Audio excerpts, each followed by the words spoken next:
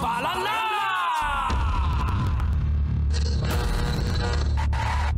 Ang tambalang kumikinang. Nicole Ayala and Diego Bandido. Ang kwento. Mula sa mahiwagang burnay. Mula sa mahiwagang burnay.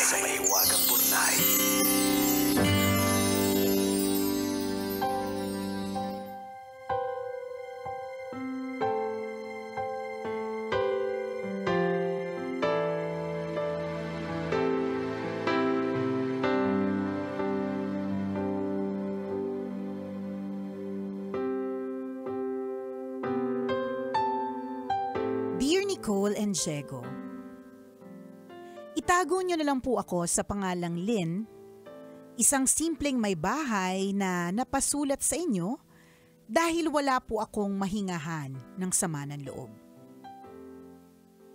Dati pa man mula nang madiskubre ko kayo sa ere, kayo na ang kasakasama ko sa araw-araw. Habang ako ay lumalaban sa buhay. Kaya naman ngayong may laban akong kinakaharap, kayo agad na naisip kong takbuhan. Nagsimula po ang lahat ng ligawan ako ni Bentong. Nahirapan po akong sagutin siya kasi halos wala po siyang ngipin.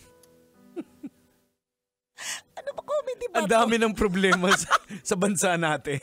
Dumagdag pa to. Pasensya na po sa mga tagapakinig ninyo na walang ngipin. Pero si Bentong po kasi nakakatawa yung pagkabungal. Kahit seryoso na, ang hirap niyang seryosohin. Sige, pagbibigyan namin to, Lena. Okay. Kakayanin namin Halata naman pong may itsura, pero dahil bungal, iba talaga ang dating niya. Katulad ko, simpleng tao lang din po si Bentong.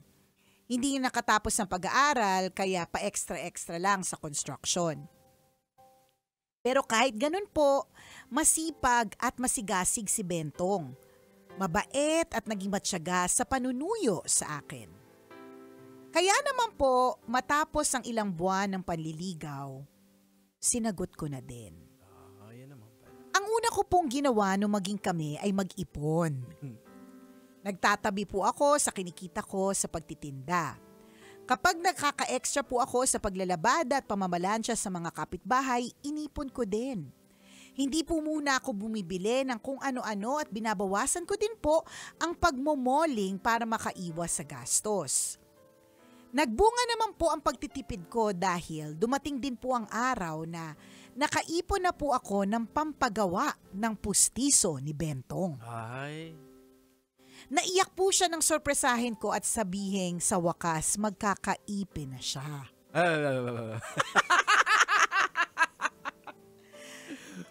Nag-iba po ang itsura ni Bentong mula nang magkangipin. Ay. Gumawa po talaga ng times 10. Ay, grabe naman. Ang nakakalungkot, hindi lang itsura ni Bentong ang nagbago. Hala. Pati ugali niya. Ayun lang. Mula po na magkapustiso, naging babaero. Lahat na lang po ng babaeng lumapit, pinatulan. Natuto pong makipagbarkada kaya napabayaan ang trabaho. Nicole and Diego, ano po ang gagawin ko? Mas mabuti po ba na makipaghiwalay na lang ako? Hindi na po kasi siya yung Bentong na kilala ko. Mas gusto ko na lang po yung dating bungal kesa ngayon na may ngipin siya pero babaero at mabarkada na. Salamat po sa inyong payo, ang inyong kumikinang na tagapakinig. Lynn. Ako, didiretsuhin ko na si Lynn, ha? Kung tinatanong niya kung anong gagawin, bawiin mo yung pustiso. Correct, totoo. Maghanap ka ng pwede mong i-hire na habang tulog siya, yung nakababad na pustiso, kukunin. Ay, nako, nakaka-lurky. Meron akong isang kakilala. Ayan na naman po tayo sa mga chini-chismis na kakilala. So, meron ako isang kakilala. Tawang-tawa talaga ako sa isang sinabi niya eh. Sabi niya, alam talaga ni Lord ang kanyang ginagawa. Sabi niya. Sabi ko, talaga, bakit mo naman nasabi? Ano yung mga parang mga indikasyon? Ba't mo nasabi yan? Sabi niya, Kasi, kaya niya ako ginawang maitim, na may banil, na mataba, ganyan, na pawisin, sabi niya. Dahil alam niya na deep inside, Makate ako. Kung ginawa niya ako maganda, malamang may sakit na ako. Yun talaga. At seryoso siya doon. Seryoso siya doon. So parang, yun yung sinasabi niya. Alam talaga ni Lord eh. Alam ni Lord na kaya hindi sa akin binigay yung mga itsura kasi posibleng gamitin ko sa mali. Yan, ganyan. Wala lang, naalala ko lang yung kaibigan kong yun dito kay Bento. Na Nung nagkangipin, nung nagkaitsura. nangangagat na. Yung pagkagat niya, hindi na nakakatuwa. Hindi na siya nakakatuwa. Mas mabuti pa yung hindi siya nangangagat, hindi siya nakakapanakit. Parang tuta lang yan, di ba? Nung Correct. maliit pa, nagpapakagat-kagat ka. Tama, Pag pero nung nagkangipin na, ayaw mo aso na. ayaw na, di ba? So, minsan talaga, wala lang, isang aspeto lang ng kwento na may Wagang Bornay na minsan, hindi lang talaga sa atin ibinibigay ang lahat kasi maaaring hindi pa natin deserve or hindi pa tayo handa. Correct. Parang itong kay Bentong, 'di ba? Nabigyan ng ngipin. Ang gumawa nito tao, 'di ba? Tao ang desisyon na napagawan siya ng pustiso, pero yung pala, magiging ano pala siya, mayabang, babaero, patulero, barkada ng taon, di ba? Yun yung malungkot. Nakakalungkot lang kung minsan sa mga pangyayari sa buhay natin na kung nagkakaroon na tayo ng mga material na nag-iiba yung ugali. Correct. Nagkakaalaman ng ugali ng dahil sa pera. Sabi nga talaga that money is a magnifier. Minamagnify niya kung ano yung ugali mo. So kung ikaw ay sakim, mas lalo kanyang pinasasakim. Kung ikaw ay mabuti at generous, yung money na yan ay ginagagamit mo to help other people. 'Di ba? Para mas lilinawin natin ang konteksto kasi let's say biblically speaking, ang sinasabi po talaga, the love of money is the root of all evil. Ayan, hindi yung money. Hindi yung money itself. So dahil kasi yung pera kailangan natin yan eh. Tsaka ang pera nagagamit mo para tumulong sa tao. Correct. Pero kung ang attention mo is nandun na sa pera, doon ang tayo nagkakaproblema. At sumasama ang ugali mo na dahil sa pera, doon na talaga ang problema. Dito naman sa kaso naman ni Lynn, sa problema niya, dahil nagkangipin si Bento. Ayan na, parang nagiba na yung ugali. Correct. Ngayon, ano bang tinatanong mo sa amin kung dapat bang maging kayo pa or hindi na? Kung hihiwalayan niya. Kung hihiwalayin or kukunin mo na lang yung pustiso para bumalik yung dating siya, di ba? Paghiwalay mo yung ngipin sa gums. Sa true. Yun yung gawin mo para para matauhan ako nakakalurky. Well, it's an indication na toxic yung ganyang klaseng ugali. I mean, whether or not gumwapo siya, kapag ka-toxic ang isang ugali, gusto mo ba magstay sa isang toxic relationship? Ayan. Man ng bababae, hello! Well, ang tanong ko rin din kay Lynn, na-call out mo na ba si Bentong? Kasi ako, I would understand din kay Bentong, siguro baka hindi niya naramdaman yung ganitong feeling na so much attention, na may mga babae nang nagpaparamdam sa kanya, baka na-overwhelm lang siya. Kaya kung minsan kinakailangan mo lang siyang snap, oops, huy, baka nakakalimot ka. Ayan. Baka nakakalimot ka, dati kang pangit. Pinustisuhan lang kita. Huwag kang mayabang. Hindi, kung minsan talaga sa atin, it's a nature nating mga tao na nalulunod tayo kung minsan sa sarili nating sa sarili nating ano ba? Kaya mo yan. Sige ko na lang. Nature natin Ayan. Nalulunod tayo saan? Nalulunod tayo sa mga pwedeng kasikatan, pwedeng pera. Dahil kasi dati hindi natin, ako naintindihan ko talaga kung bakit naging ganyang si Bentong. Though mali, pero again, kaya tanong ko, na-call out mo na ba siya dito sa pag-iba ng ugali niya simula na nagkangipin siya? Oo, kasi gumapo ng 10 times Tama ka din naman parang katulad lang yan ng mga naniniwala ako na bago ka dapat magpakasal, dapat marami ka muna naging jowa. Kasi, sige, explain mo sa amin. Kasi at least by the time na magpakasal ka na, nagsawa ka na, na-experience mo na lahat. Hindi katulad nito ni Bento, ngayon niya palang na-experience. O, di ba? Kaya ngayon siya nang bababae.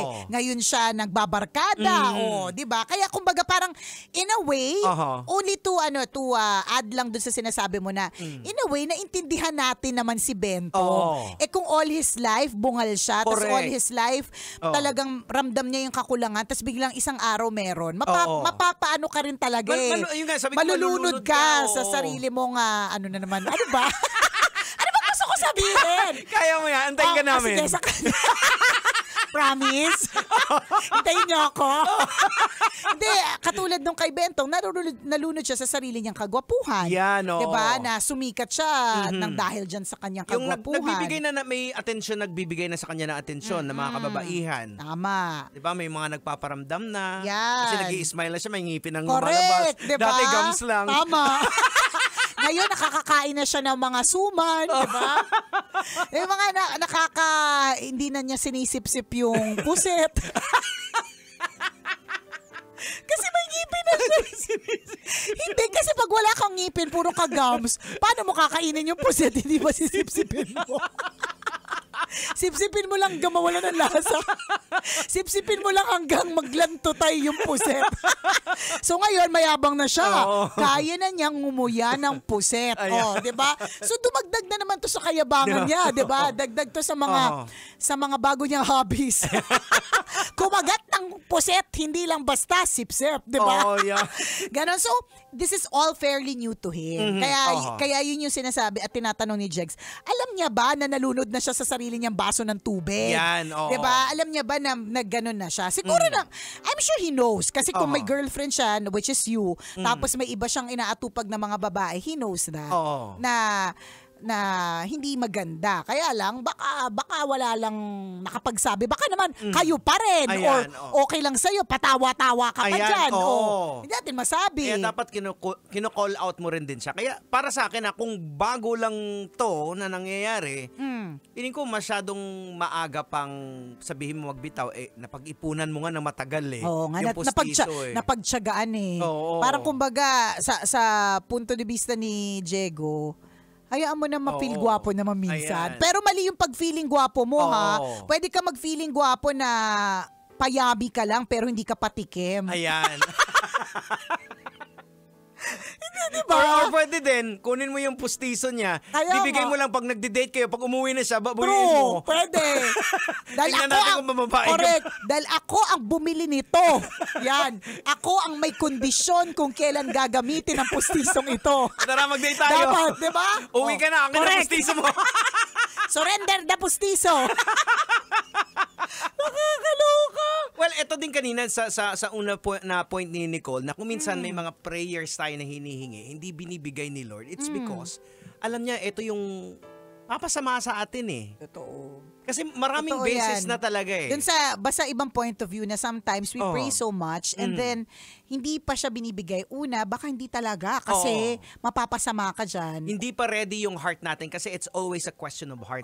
Kung ready na bang tanggapin yung blessing na yan. Diba? Kasi ang sabi nga, huwag tayo magtitiwala sa mga heart natin kasi it will deceive us Doon tayo nahuhulog kung minsan talaga yung nagkakaproblema Correct ka, 'di ba? So it's really important na alamin ko ano yung talagang nasa puso. For Bentong and you, pwedeng i-try mo pa, 'di ba? Pero kung halimbawang kinall out mo siya, sinabihan mo siya, pinaliwanag mo sa kanya, pero mag-usap kayo na wala siyang pustiso. Correct, 'di ba? Para wag siyang mayabang. Kasi baka pag may pusti, so? Ano ngayon? Ano ngayon? May pustiso ko, mayabang ako, di ba?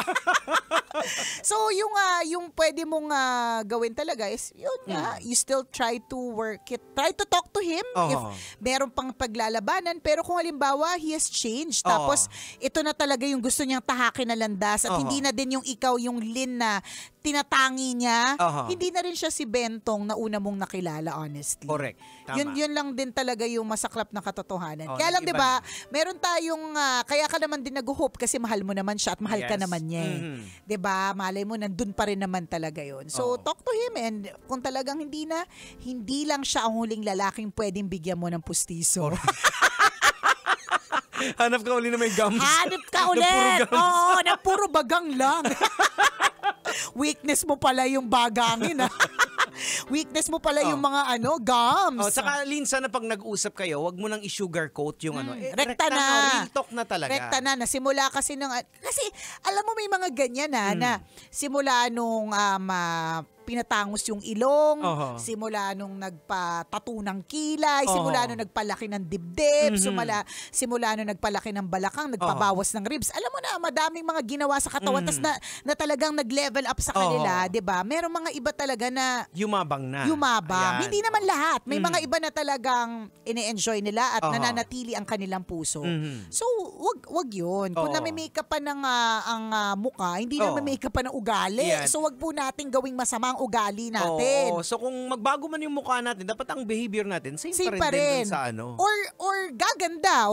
Kung gumanda ka, edi gaganda lalo din yung ugali mo. Correct. Not the other way around. Na kung kailan ka gumanda, parang kung kailan gumanda, gumwapo or yumaman. May mga ganon. Iniisip ko nga dito kay Bentong, baka pakilala niya sa sarili niya sa iba. Hi, I'm Benny. Ayan, 'di ba? Kasi hindi may na bagay ngipin na yung siya Bentong sa sa may ngipin, 'di ba? Diba? ang maganda na lang dito, at least, kung halimbawa hindi man kayo magkatuluyan na, diba? Hindi naman kasi lahat na nagiging jowa natin talagang nakakasama natin for the rest of our lives, diba? Ang maganda dito, meron kang nagawang kabutihan sa kanya. Tama, Diba? Meron kang naiambag na maganda sa buhay niya. So kung magkakaroon ng second coming, diba? Ligtas ka. Charot. Lynn, kausapin mo na, ha? At naway, magkalinawan na ang lahat. Yon. Siya, mga kabisyo, oras natin! Ganap ng 1:39. Ako pong kumikinang na ulo, Diego Bandido. At akong kumikinang ina mo, Nicole Ayala. Kailangan pa bang i-memorize yan? Basic!